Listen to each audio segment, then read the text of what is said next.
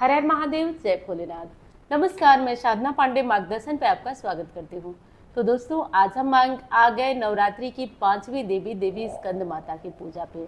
देवी स्कंद माता की पूजा से क्या होता है, क्या मिलता है, भक्तों को कौन कौन से फायदे मिलते हैं, ये सारी बातें, सारी विधियाँ आज के वीडियो में जानेंगे।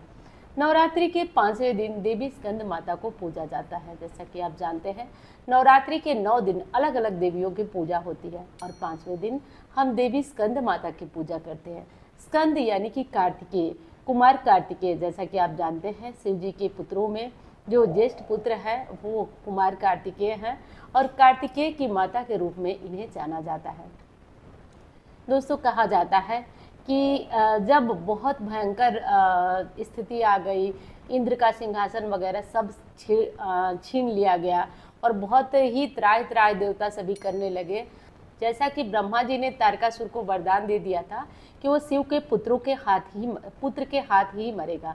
अब जैसा कि आप जानते हैं कि सती के मृत्यु के बाद यानी सती के आत्मदाह के बाद शिव जी तो वैरागी बन गए थे और वो लंबे समय से संन्यास में थे।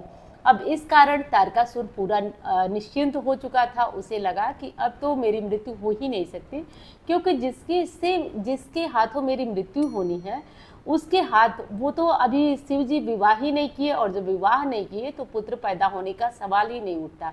अब इसी कारण तारकासुर ने क्या किया कि पूरा वो देवताओं पे अत्याचार किया, स्वर्ग पे भी अपना अधिकार पा लिया, इंद्र का सिंहासन छीन लिया, सब कुछ छीन लिया और त्राहि त्राहि मचने लगी। तब जा करके सभी देवतागण भगवान शिव के पास पहुँचे और पहुँचने के बाद सबने स्तुति की। शिव जी की समाधि भंग हुई और समाधि भंग होने के बाद पार्वती से उनका विवाह हुआ और उनका विवाह के बाद कुमार कार्तिकेय पैदा हुए और कुमार कार्तिकेय को माता ने युद्ध की शिक्षा दी हर तरीके से और सेनापति स्वयं बनी और उसके बाद तारकासुर से युद्ध हुआ, युद्ध में विजयी बने, देवताओं को अपना सिंहासन, स्वर्ग सब कुछ मिला और देवी के इसी स्वरूप को, कार्तिकेय की माँ के स्वरूप को स्कंद माता के रूप में जाना जाता है।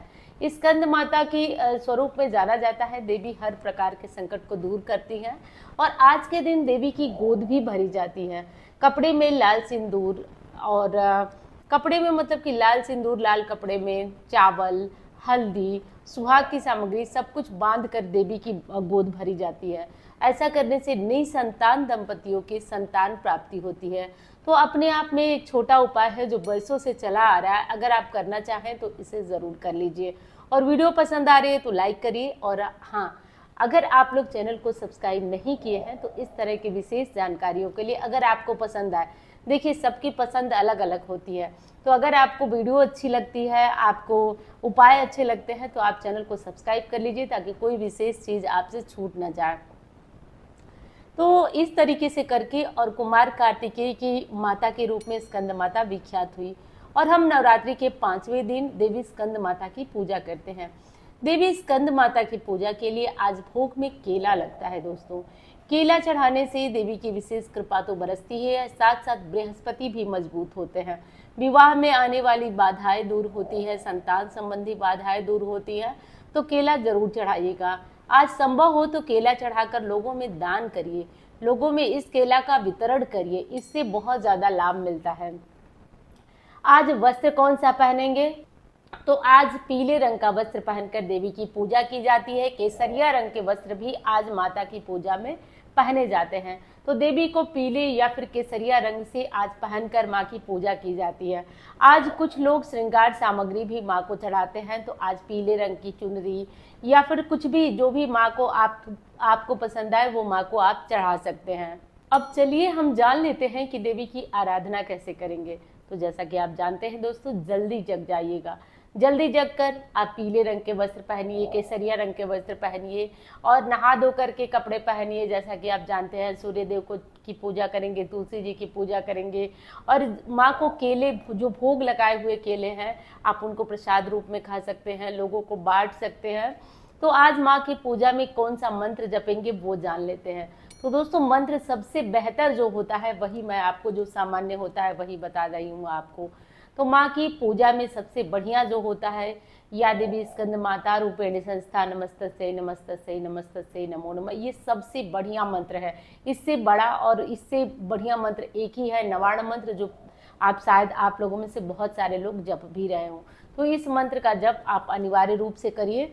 और हाँ, दूसरी चीज आती है कि माँ की पूजा के बाद जो आप देवी की पूजा करने के बाद जो फल होता है, उस फल के साथ और पीले फल निकालकर आप उसका दान कर सकते हैं।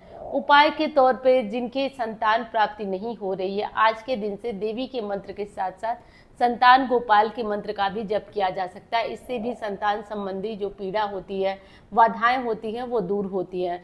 देवी स्कंद माता को कहा जाता है कि देवी ममतामयी माँ के रूप में इनकी छवि विख्यात है। इनके चेहरे पे मुस्कान है।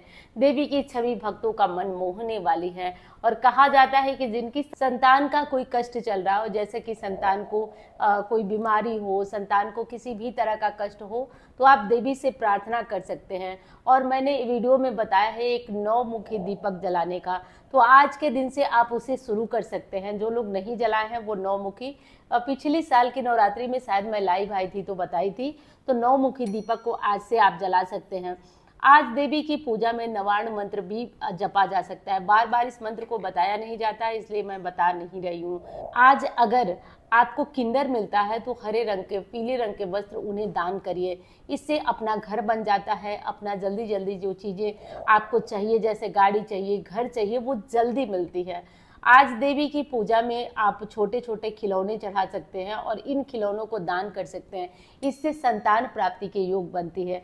यदि पुत्री संतान है, पुत्र संतान की इच्छा है, तो आप गुड्डा जो गुड्डा होता है उसे ले आकर के देवी की पूजा में रखें। बाद में किसी छोटे बच्चे को, बेटी या बेटा को आप दान करिए। इससे आपके मन चाहे संतान की प्राप्ति होती है, सुंदर स्वस्थ बच्चे की प्राप्ति होती है। तो बहुत ही उत्तम उपाय है। इन सब उपायों को कर लीजिए। और आपको कैसी लग रही है ये प्रतिदिन की पूजा विधि, बताइएगा जरूर। अच्छी लगती है तो लाइक करना मत भूल जाइएगा। और चैनल को आपने सब्सक्राइब नहीं किया तो ज़रूर कर लीजिएगा। मैं मिलती हूँ अन्य वीडियो में। धन्यवाद। हर हर महादेव।